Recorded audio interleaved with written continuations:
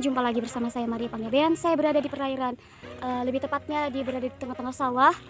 Yang dimana di tengah-tengah sawah ini, di ujung sana terdapat persawahan.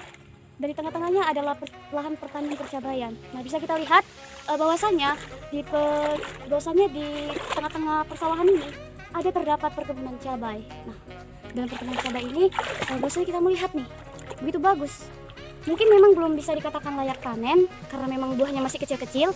Nah, untuk itu untuk memperjelas bagaimana mengenai perkebunan percabayan ini bisa hasilnya seperti ini, begitu luas dan bagus, langsung saja kita cari informan kita, yaitu saya sendiri yang berada di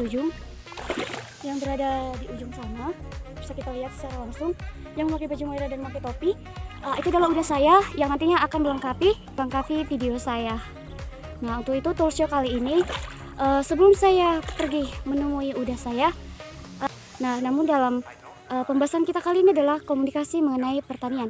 Sebenarnya bukan tentang komunikasi pertanian, lebih tepatnya adalah sosiologi pertanian. Dosen saya mengatakan bahwasannya sosiologi pertanian itu ada. Meskipun saya kurang tahu pasti seperti apa, namun biarlah. Dan di sini kita bisa melihat bahwasannya sosiologi komunikasi itu berkaitan juga dengan sosiologi pertanian, karena kita diajarkan untuk lebih fasih dalam berkomunikasi terhadap orang-orang luar, bukan juga terhadap pada keluarga kita sendiri. Nah, untuk itu langsung saja kita lihat bagaimana perkembangan terhadap percabayan-percabayan ini. Untuk itu, mari kita saksikan. Baiklah teman-teman, saya dalam perjalanan menuju tempat Bapak udah saya yang berada di sana. Nah, untuk itu mari kita cari tahu seperti apa tata cara proses penanaman hingga pembuahan hasil dan bagaimana kelengkapannya. Mari kita saksikan. Nah, saat ini bisa dilihat sendiri begitu luas perkebunan cabai di daerah tempat tinggal saya. Nah, untuk itu langsung saja kita tanya-tanya seputar mengenai perkebunan cabai. Nah, untuk itu kepada Bapak udah boleh dijelaskan sedikit mengenai perkebunan cabai yang udah kerjakan. Nah, sebelum udah menjelaskan, bolehlah udah perkenalkan diri terlebih dahulu.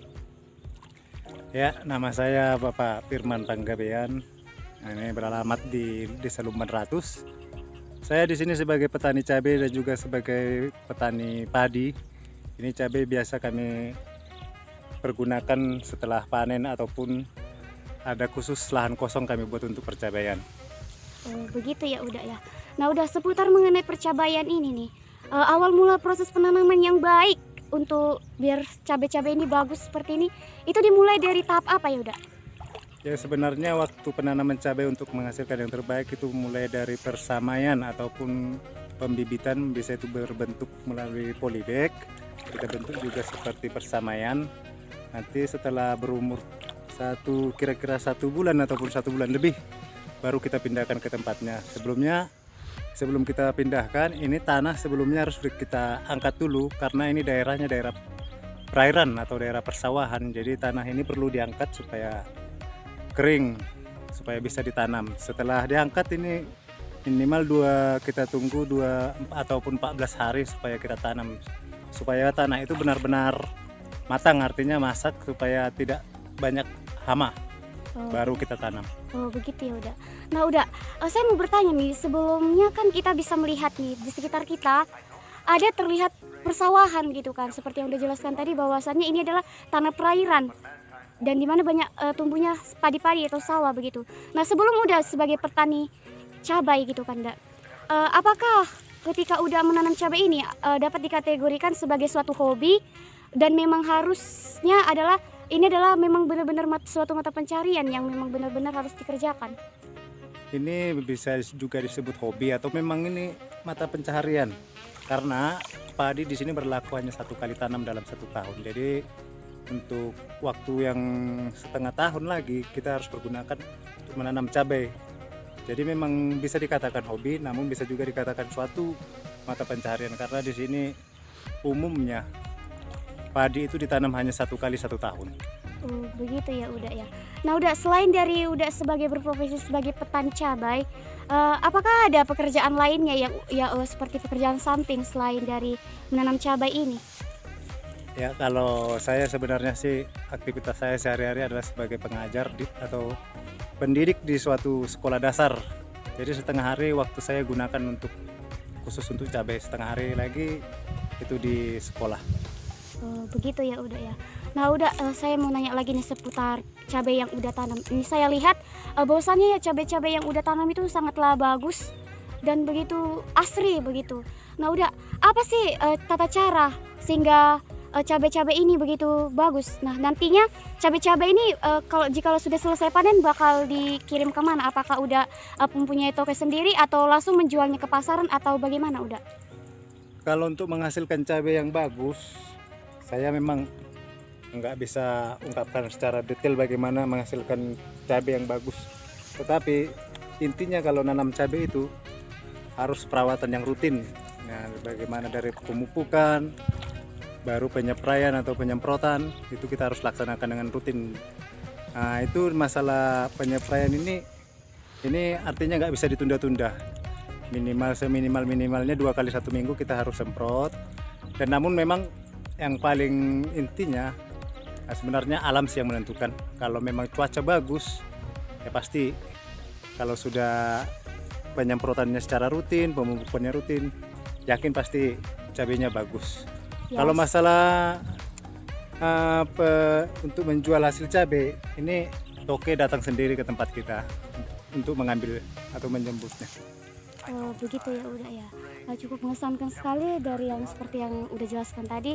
Bahwasanya saya dapat memahami bahwasanya itu perlu proses yang panjang terhadap penanaman cabai-cabai ini. Nah udah dalam segi perekonomiannya udah, apakah hasil dari cabai yang nantinya udah jual ini apakah cukup untuk memenuhi kebutuhan keluarga selain dari udah yang berprofesi sebagai guru? Apakah hasil dari cabai-cabai ini menguntungkan besar gitu bagi Uda dan keluarga? Ya, kalau dibilang menguntungkan, seminimal-minimalnya sih kalau harga cabai kalau kami peroleh hari 15.000 per kilo, ya itu sudah bisa dikatakan cukup, artinya bisa dikatakan kita balik modal. Ya, tapi kalau memang hasilnya cabai sekarang kita lihat sekarang untuk pada masa-masa sekarang bahkan di bawah 10.000 per kilo pun masih ada. Karena ya cabai ini modalnya sangat besar, yaitu untuk pemupukan dan penyemprotan. Harga-harga penyepraian itu obat-obatan khusus ke cabai itu sangat mahal.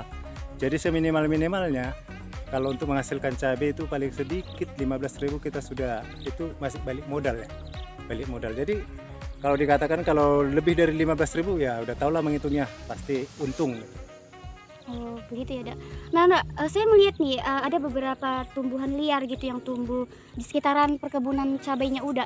Nah apakah beda pemupukan terhadap cabai terus dengan rumput-rumput liar itu? Apakah dibedakan atau bagaimana? Apakah nantinya itu akan mengeluarkan dana lagi Uda? Mau dijelaskan Uda sedikit? Kalau masalah rumput ini pinggiran ini memang ini sedangkan rumput aja harus dirawat. Bagaimana supaya jangan ini bedengan ini supaya jangan jatuh, apalagi pada musim hujan. Ini setidaknya ini kita harus rawat. Walaupun ini kita pangkas, ini nggak boleh kita gunain melalui pakai cangkul. Artinya supaya jangan tanah itu jatuh ke air. Baru ini untuk menambah-nambahin penghasilan, ini saya tanam ini bawang. Contohnya bawang. Ini bawang ini sebenarnya bukan pokok untuk penanaman ini aja sampingan aja, sedikit-sedikit ditanam cabai. Di samping cabai ada bawang. Ini lumayan hasilnya.